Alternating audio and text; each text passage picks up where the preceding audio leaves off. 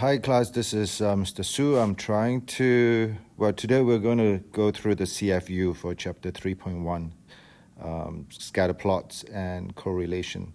So concept 1, explanatory and response variable, okay?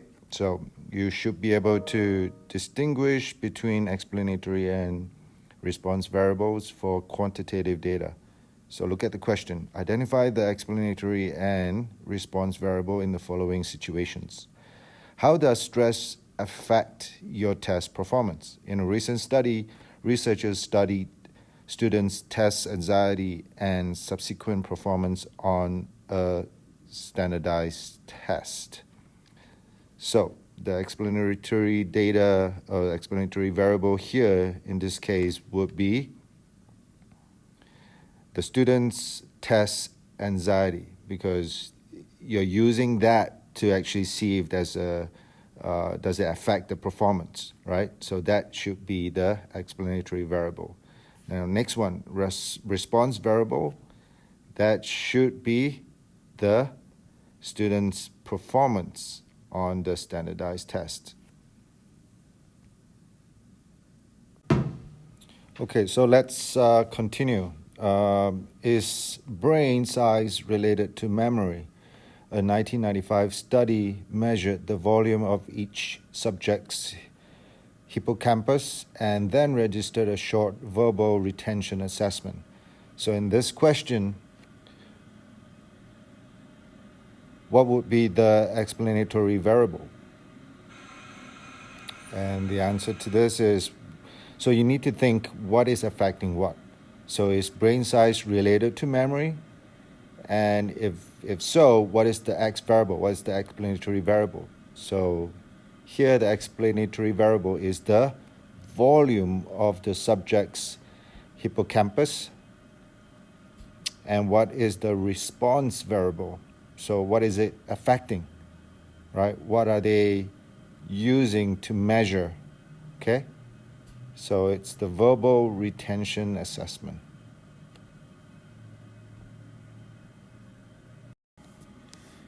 So we're supposed to construct a scatter plot and describe the form, the direction, and the strength of the relationship. So first thing we need to do is that we need to, you can draw the scatter plot by hand, but I'm going to show you how to do it on the calculator. So you input the anxiety data into list 1 and the exam score into list 2. Okay. And then, so like what I've done on the calculator. So right now, list 1, list 2 is, it has data in them. And then the second thing is that you need to do is to go to second stat plot.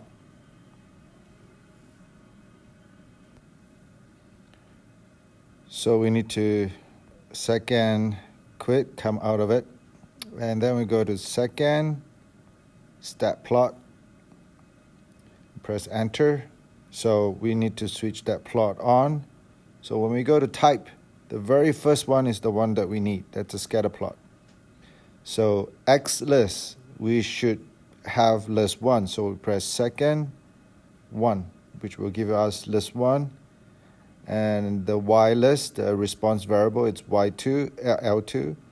And to display the scatter plot, we press zoom 9. So allow me to repeat, right? So using the calculator, first you put the X list, the explanatory variable into list 1, and the response variable into list 2. And then you go to second stat plot, and then plot 1, you have to turn it on, and the type, you choose the first one. The X list, you have to give L1 to it, and Y list is the L2, and then it's zoom 9. Zoom 9, okay? Now, so how do we describe the form? So if you look at the form, right, the scatter plot displays or suggests, is it strong? Is it very strong? I would say it's moderate, right? It's moderate. Is it positive or negative? So it's sloping this way, so it's negative. And it's linear, right? Approximately linear relationship. So you got to put it in context. Between what? Between the anxiety and the exam performance. So concept 3, right?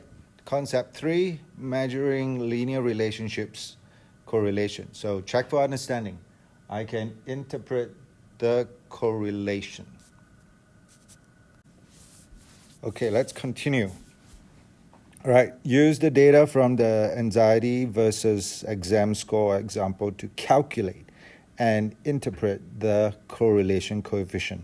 Now, the correlation coefficient, right, is actually going to be R, right? The symbol for it is R. So what does this value tell you about the relationship? So first and foremost, we can use a calculator to actually help us calculate the R. So we put the anxiety data into list 1, exam score data into list 2. And next thing we need to do, we go to Stat, Calc, and we choose number 8, linear regression, lean reg, A plus BX. Now I know that there's a number 4, which says AX plus B, but stats class, we try to just use number 8. And then list 1, X list, we put L1, Y list, we put L2, and then we enter, right, all the way. Now, if you don't see R and R squared when you have done all this, then you need to do something. You need to go to mode and scroll down to turn on stat diagnostic, and then repeat everything again. So I'm going to show you now how to do it on the calculator. Okay, first we go to Stat, then we go to Calc, and then we go down to notice that on number 4, it says linear regression, AX plus B. We want number 8, right? Linear regression, A plus BX. So my X list should be L1. My Y list should be L2. And then we press enter all the way. Notice that my R and R squared is not shown here. By right, it's supposed to come up. So what I need to do is second quit, go to mode, and then scroll down. Do you see the last third line from the bottom? It says stat diagnostic. I need you to switch it on. Okay, second quit.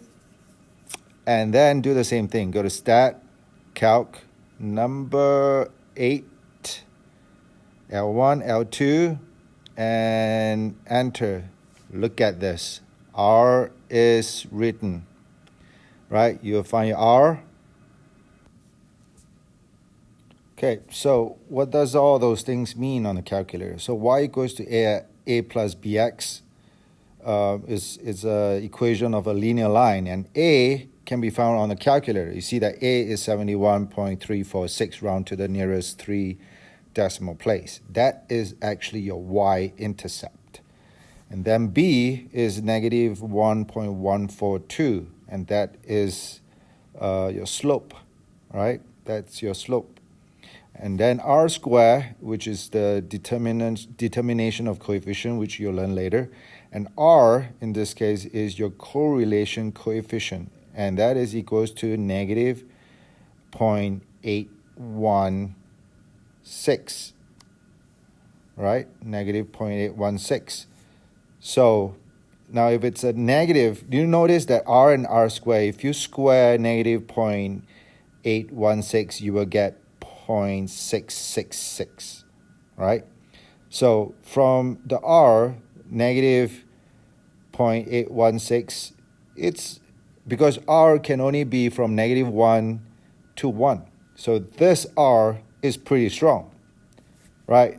And it's negative because of the negative sign. Now, is it linear? Of course it is, because it came from the linear line. Now, in context, right, it's the relationship between the anxiety and test scores. So this is how we should interpret the correlation coefficient.